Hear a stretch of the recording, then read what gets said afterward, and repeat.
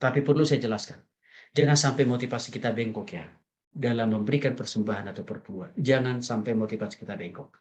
Artinya apa? Satu, jangan memberi dengan tujuan supaya kita dapat menerima balasan.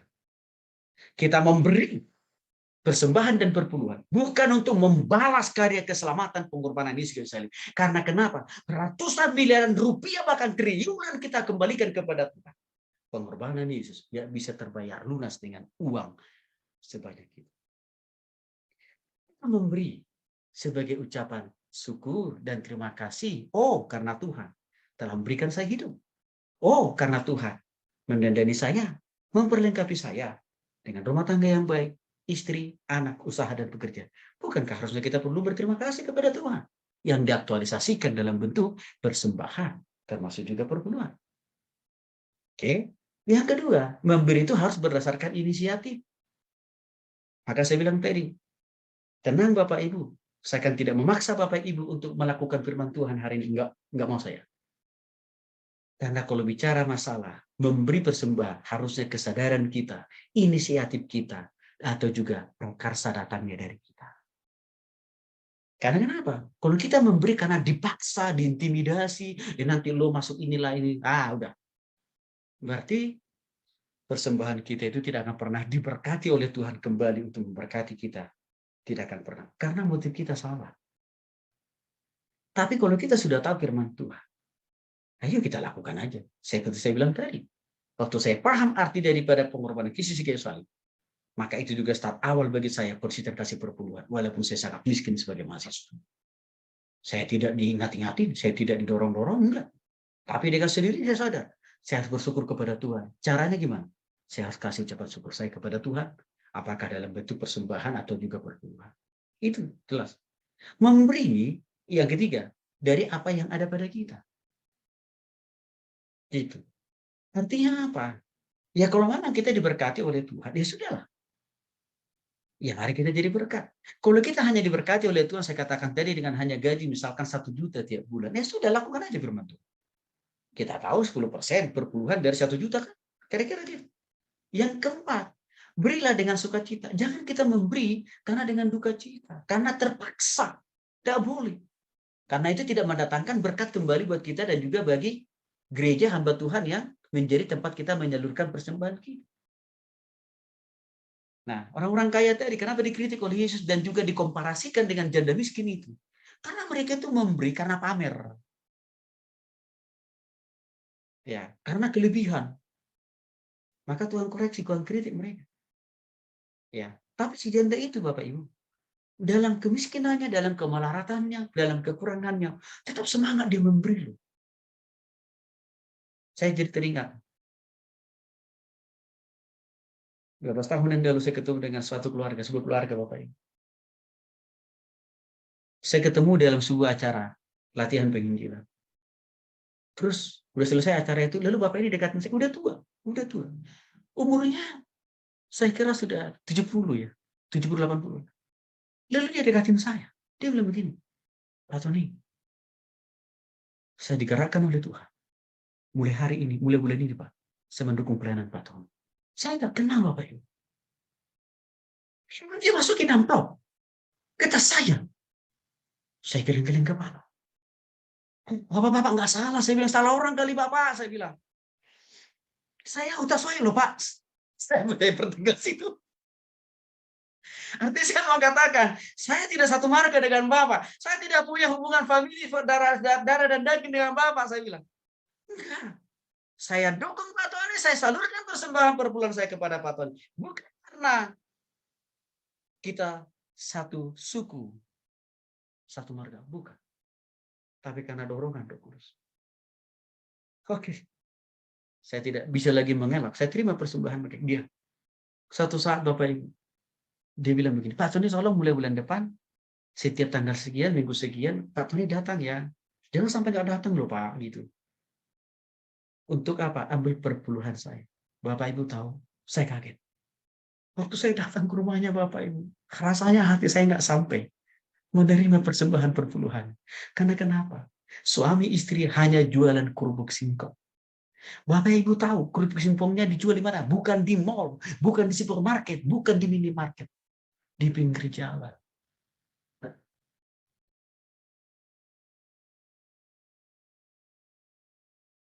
Tapi mereka bilang, Pak Tony jangan lihat. Perpuluhan kami ini hanya karena kami jualan keripik singkong. Tapi Pak Tony harus melihat. Ini adalah perintah Tuhan dan Roh Kudus.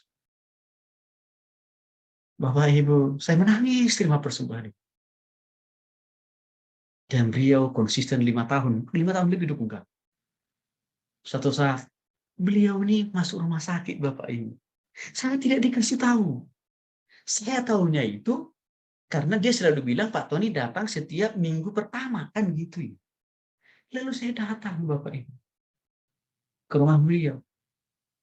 Dan rupanya, Bapak Ibu, 1 minggu sebelumnya, beliau opnam di rumah sakit. Jadi waktu saya datang ke rumah beliau, itu masih dalam keadaan belum pulih total. Lagi-lagi keluarga ini mengambil perpuluhannya, dia katakan, Pak Tony, ini perpuluhan kami bulan ini. Bapak Ibu, rasanya hati ini hancur betul. Nggak sanggup saya terima perpuluhan itu. Akhirnya saya katakan begini, baik Bapak Ibu, saya terima perpuluhan Bapak Ibu. Dan sekarang ini sudah menjadi hak saya. Tanpa mengurangi rasa hormat saya, izinkan saya untuk kembali mendukung biaya pengobatan Bapak lewat persembahan yang sudah saya terima. Lalu saya kasih. Nggak mau. Apa mau saya katakan dalam hal ini Bapak Ibu? Memberi dengan sukacita. Bukan karena kelimpahan. Bukan karena kita sudah lebih. Bukan karena semua kebutuhan kita tercukupi. Baru memberi kepada Tuhan semua.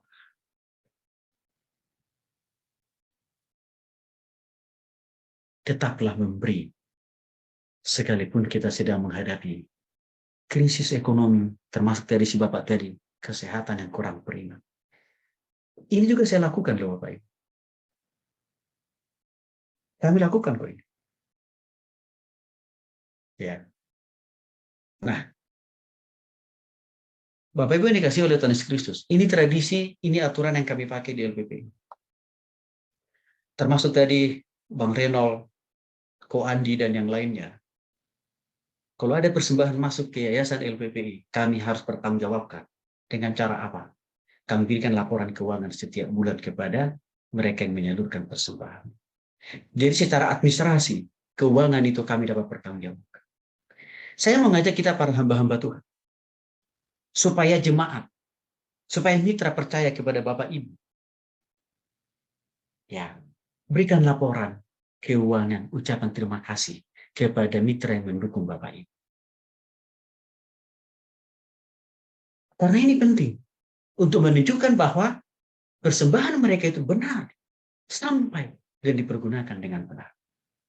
Karena kadang-kadang ada sebagian jemaat a priori mendukung, memberikan, mendistribusikan persembahannya kepada gereja, kepada lembaga atau yayasan misi penginjilan, atau kepada hamba Tuhan. Karena kadang-kadang ada juga kesalahan dari para pendeta gereja atau juga lembaga misi. Apa? Tidak dapat mempertanggungjawabkan persembahan yang dikirimkan. Dengan cara apa? Tidak bisa membuktikan bahwa persembahannya itu memang telah diterima oleh lembaga, telah diterima oleh gereja dengan tanda ucapan terima kasih seperti ini. Ini yang jadi soal. Maka saya mendorong kita hamba-hamba Tuhan. Marilah kita juga menjadi hamba Tuhan yang bertanggung jawab. Dengan apa? Berikan bukti konkret bahwa persembahan mereka itu masuk. Ya, ke organisasi. Ya, buktinya apa? Organisasi bisa keluarkan ucapan terima kasih. Ini penting loh Bapak Ibu. Nah, bagi Bapak Ibu, kalau mau menyalurkan persembahannya, lihat dulu, ini gereja atau organisasi lembaga pelayanan ini, integritas keuangannya bisa dipertanggungjawabkan. Dia bisa berikan laporan ucapan terima kasih begini ya. Kalau nggak bisa, jangan buang-buang berkat Tuhan ke tempat yang salah. Yang terakhir, saya putar dulu videonya. Kakiku terang bagi jalanku, waktuku bimbang dan hilang. Mau saya jelaskan lewat video ini. Gereja, pendeta, hamba Tuhan, lembaga misi, Kalau ada orang memberikan persembahannya kepada kita, harus kita buktikan dengan hasil yang real dalam pelayanan. Ada jiwa-jiwa yang kita bawa kepada Kristen tobat. Ada jiwa-jiwa yang diubahkan hidupnya karena pengajaran kita. Itu harus ada pertanggungjawaban.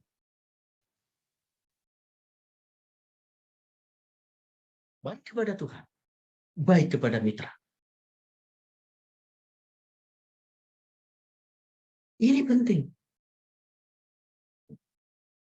Kenapa? Supaya mitra itu, supaya orang menyalurkan persembahannya, perpuluhannya ke kita. Mereka melihat dengan terang benderang bahwa uang persembahan yang mereka berikan, kita tidak makan sendiri. Tapi benar-benar kita pakai untuk memberitakan Injil. Untuk memberikan orang. Maka bagi teman-teman hamba-hamba Tuhan yang ada di grup Zoom ini, saya mendorong kita, ayo. Jemaat itu banyak yang punya hati memberi. Mendukung pelayanan kita hamba Tuhan. Tetapi sayangnya, kita kadang-kadang hamba Tuhan tidak dapat membuktikan persembahan mereka itu membawa dampak yang signifikan dengan dokumentasi, dengan video hasil-hasil pelayanan kita. Itu menjadi soal. Maka kami setiap bulan memberikan dokumentasi dan laporan pelayanan real kami kepada mitra-mitra yang mendukung pelayanan LPPI. Sebagai bukti, kami tidak merampok uang mereka. Kami tidak menelan uang mereka untuk makan kami dan untuk urusan perut kami. No, tapi kami pakai untuk memberitakan Injil. Mari hamba-hamba Tuhan, gunakan teknologi yang makin canggih ini. Publikasikan, dokumentasikan, arsipkan dengan baik. Buah-buah, bukti-bukti pelayanan Bapak Ibu di lapangan. Berikan itu kepada mitra, supaya para mitra itu terdorong, tertarik untuk mendukung Bapak Ibu. Bagi Bapak Ibu yang lain, salurkan persembahan perpuluhan Bapak Ibu. Kalau lembaga itu bisa menunjukkan, kalau gereja itu bisa menunjukkan buah-buah pelayanan yang konkret, yang real. Seperti yang saya jelaskan ini. Jangan kita menyalurkan persembahan kita ke tempat yang salah. Yang akhirnya apa? Gereja itu berantem, memperebutkan persembahan kita karena kita salah mendistribusikan.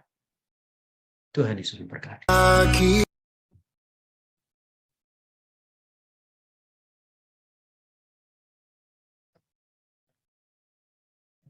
Baik, Bapak Ibu yang dikasihi oleh Tuhan Yesus Kristus, demikian bagian firman Tuhan yang bisa saya jelaskan di bagian yang pertama.